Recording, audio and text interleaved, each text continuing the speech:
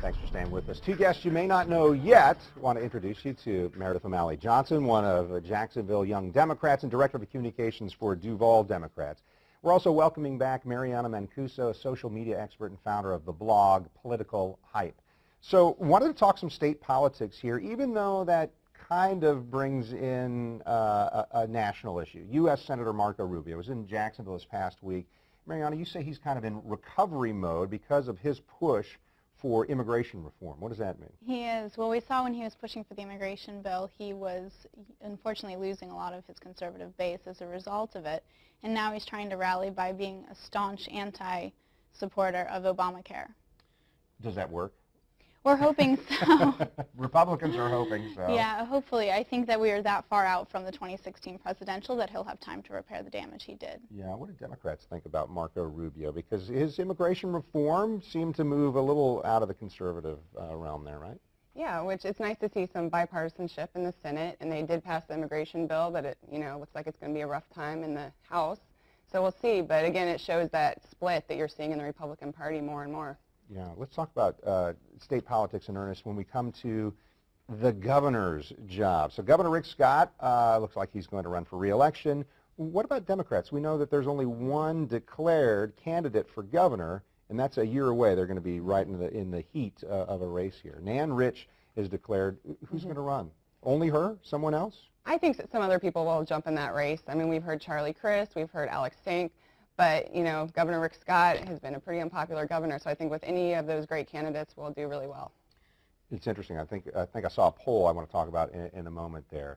Does it matter for Republicans that Democrats only have this one candidate so far? I don't think so. Nan Rich doesn't have name recognition around the state the way that Governor Scott has. And Governor Scott is an incumbent, so we know that incumbents have a 97% re-election rate. Is that enough? Because what Meredith says is true. Some of the numbers have said that Rick Scott has not been a very popular governor. Well, neither was Obama as he headed into his re-election. He went in with a 44% approval rating, and he still won a re-election. Okay, so it's the incumbent effort that is going to win the day for Republicans? Well, it's not just the incumbent. It's also what Rick Scott has done for Florida. I mean, he's created over 330,000 jobs, and we've seen an increase in education. Okay. I would disagree. I think I mean, he's gone through, what, 4 or 5 education commissioners now at this point. let me ask about this for a second. You said an increase in education. What do you mean by that? The funding? Is that what you're talking about? Well, there's been funding, and we've seen that our schools are doing better than ever. Okay, all right. I think there's very little evidence of that. And that, he took away a bunch of money and then gave it back. He's cut higher education by $300 million. It's just, back and forth, and now he's trying to repair the damage he's done.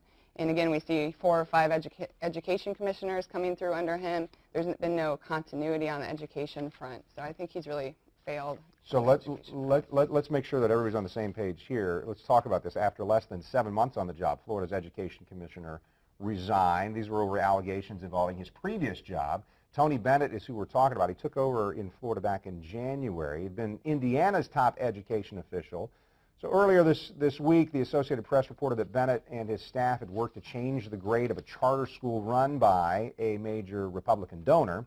Bennett says he did nothing wrong and that the grade was changed because the school included a wide range of grade levels. But he stepped down, saying that he didn't want to be a distraction to Governor Scott's efforts to overhaul Florida's education system. So Meredith, I'm going to take your response here first, but this sounds a lot like what we heard from Jennifer Carroll when she stepped down. She said, I didn't do anything wrong as Lieutenant Governor, but I don't want to be a distraction to Governor Scott. And her side of the story was that Governor Scott's folks said, you're a distraction, you're out, essentially. Yeah, I mean, Is that what's happening here? It's been a pattern, I think, of, some major issues of his appointments. I mean, we just saw the Department of Children and Family Services also step down after the deaths of 4 children.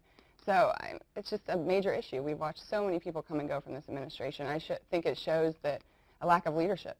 Lack of leadership or leading to picking the wrong people. Yeah, which is, to me, a lack of leadership overall. All right, Mariana.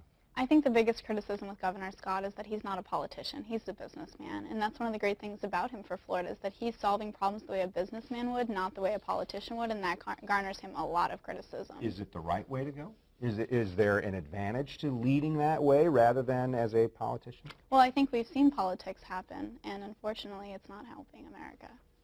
All right. So on that note, we're going to finish for just a moment. We're going to come right back here. I'm asking both of these representatives of their political parties to stay with us. We'll be right back on This Week in Jacksonville. Thanks for staying with us on this Sunday morning. So they say on their webpage, we are young, we are Democrats, we are the margin of victory. Meredith, Jacksonville Young Democrats can also say we are the best. Tell me about this national award. We won National Chapter of the Year at the Young Democrats of America Convention last weekend. We also won the state award a couple months ago in South Florida. So we're really doing some amazing things here in Jacksonville. We have over 125 members. We've opened an office. We put out a young voters guide. We do voter registration constantly. And we're really, if you look at young voting registration in Jacksonville, we're definitely outworking the Republicans. That's a big part of the push there for you, is that right? Yeah. So we're very proud and excited about Well, that award. congratulations. I want to make sure we talked about that. We want to keep focusing here on some state politics. And I think specifically Charlie Crist. We just talked about the governor's race is kind of wide open on the Democrat side. One declared candidate so far is Nan Rich. Charlie Crist is now a Democrat, as we all know. And yet he's taken some heat for, hey, he's flipping and flopping. He's this a couple years ago, and then he's an independent, and now he says he's Democrat. Let me ask Mariana, what chance does he have in your mind coming back as a Democrat, going against a Republican, and a Republican, Rick Scott, who has done a lot of the things he campaigned on and said it'll be hard, but I'm going to do it this way? Well, again, Governor Rick Scott, excuse me, is a businessman first and foremost. He's not a politician. Charlie Crist is your typical politician. He jumps party lines when it doesn't suit him. So I think that it's really not a concern of ours. Not a concern. Would it concern you if a newspaper like the Orlando Sentinel did a poll and they asked their readers, hey, Governor Rick Scott against, and then they named Charlie Crist or Bill Nelson or Nan Rich or whatever, and all of the Democrats, at least in that poll, turned out better than Rick Scott? Would that surprise you or concern you, I guess? Well, I wouldn't be concerned. I mean, they're polling upon two candidates that haven't even announced their candidacy. Right. So at that point in time, it's not something that I pay attention to. Okay. All right. I've got thoughts. I'm going to be watching your blog here because I bet you have some thoughts after this, too. What do you think? Is there a better candidate than Nan Rich? The criticism over here is she doesn't have name recognition, and certainly not like Charlie Crist or Bill Nelson or some of the other people would. Well, I mean, I think once people know who she is and what she's done, I mean, she was the first woman leader, the Senate Minority Leader in the Florida Senate, so that was very exciting. But I think, whoever it is, we're going to have a great chance. Charlie Crist is also a great candidate. We welcome into the Democratic Party with open arms. We're happy to have him. And like you said, the polling is in our favor, and I think will continue to be in our favor through 2016, or 2014, excuse me. Let me ask about this push led by Democrats to have a special session declared in Tallahassee to talk about the Stand Your Ground law. Florida Secretary of State's office has been polling members of the legislature to see if they should do this. Doesn't look like that's going to happen. What's the value of this push by state Democrats? Well, the Stand Your Ground is broken. I mean, if you look at the statistics, in states without Stand Your Ground, African Americans and Hispanics are 250% more likely to be convicted of a murder by a gun.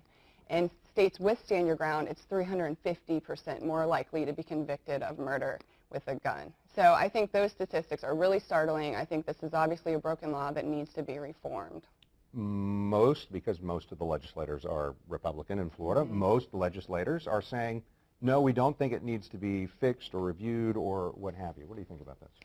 I don't think a special session is necessary for Stand Your Ground. It was a bipartisan effort, and that's how it was passed.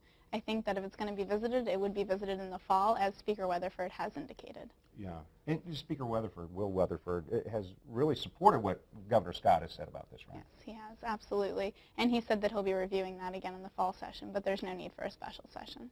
Special session costs a little extra money.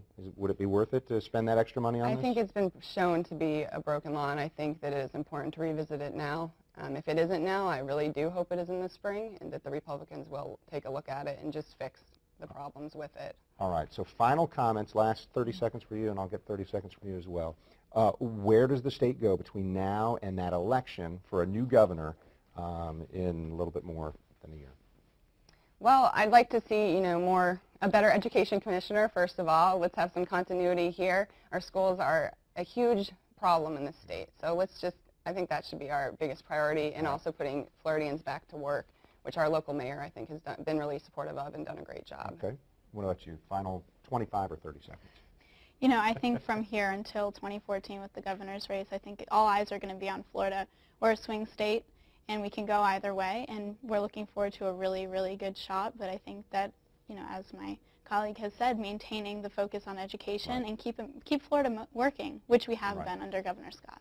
Well, I appreciate it. Mariana Mancuso and Meredith O'Malley Johnson, appreciate your perspectives this morning. This Week in Jacksonville airs each Sunday morning at this time. As I mentioned earlier, Congresswoman Corrine Brown joining us next Sunday. Her perspective as the longtime Democrat representing Jacksonville and Washington.